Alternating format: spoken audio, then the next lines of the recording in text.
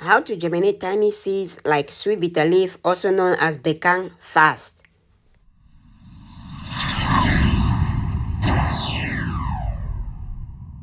Hello, welcome to 77's Garden, where we talk about gardening, ways to save money, and other special events. If you are new to the channel, please subscribe and hit the bell icon so that you get notified of all upcoming videos. Are you running out of time to get your seeds or seedlings into the ground? Then you've come to the right place. Here I'm going to show you how you can germinate your seeds, tiny seeds like these. You can germinate tiny sweet bitter leaf seeds like this or any other tiny seeds very fast. And most of you have all the ingredients to do this at home already. So let's go. So all you need to do is get a container that's gonna hold your seeds like this. It's a container of just you can use regular warm water or regular water. And then what you want to do is you can add a couple of drops of hydrogen peroxide. So all you need to do is open it up, add a couple of drops of hydrogen peroxide, and you want to just stir it up a little bit, or just stir it up like that. Stir it up a little bit, and then we add our seeds into the container. So once you add the seeds in the container, you want to put it in a nice warm location. The warmer the better.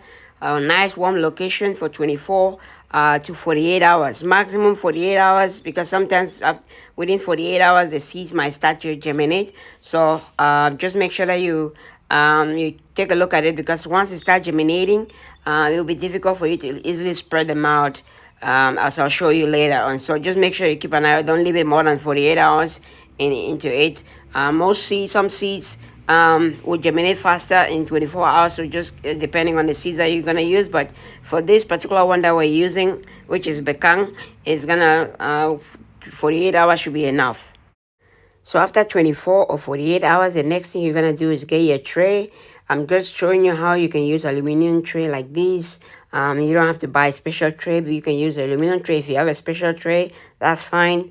But you can use aluminum tray like this and just make holes at the bottom with a knife, and then you're able to use it to start your seeds. So you can use whatever seed starting tray you have, or if you don't have one, you can make one like I just did. And then we want to fill it up with our seed starting mix. If you don't have seed starting mix, you can use potting mix, but preferable seed starting mix to do it. So here is another one that I did. I did two of them. So this is one that I did 48 hours ago. So what we're gonna do is we're gonna try to drain it out and then try to sprinkle it on top of our seed starting mix. So I'm just using paper towel to drain out the water. If you have a sieve or a different smaller sieve, that's fine, but I'm just using a paper towel right here to drain out the water so that we can use the seeds. If you like the video so far, smash the like button. If you haven't subscribed to my channel or you're not following me yet, follow me for more videos like this.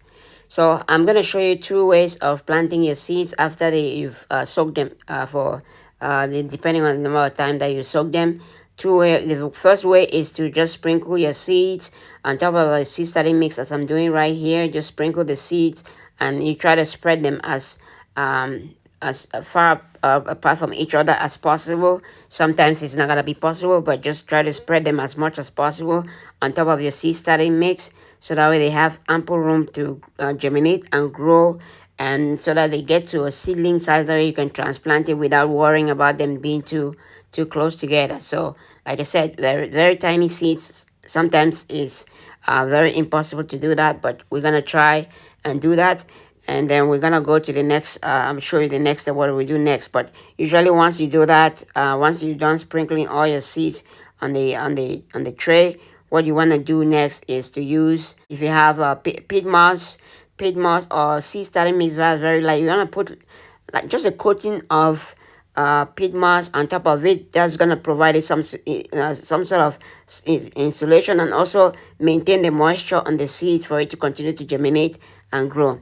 The second method is to mix your seeds like this in your either seed starting mix or your peat moss, so that way it gives you ample flexibility to spread it around so that they're not gonna be too stuck together.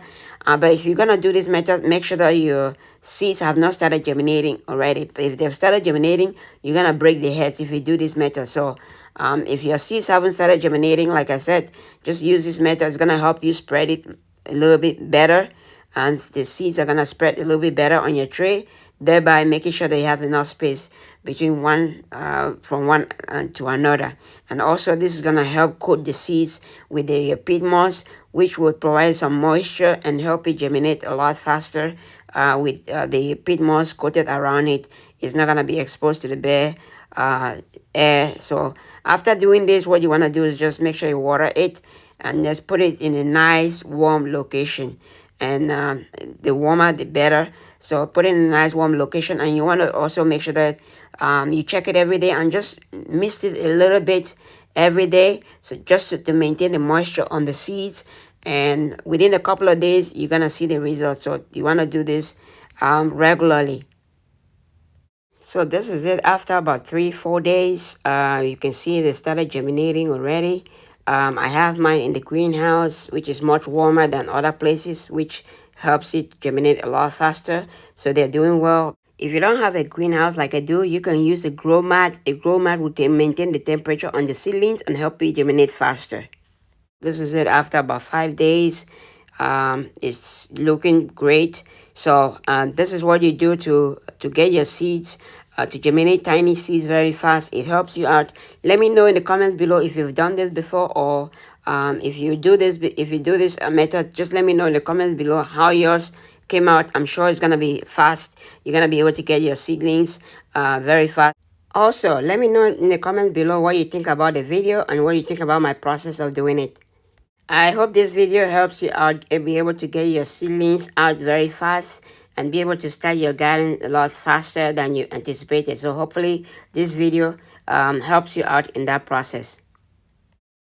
Okay, that is it for today. I hope you liked the video. If you like the video, smash the like button. If you haven't subscribed to the channel, please subscribe to the channel. It helps the channel out.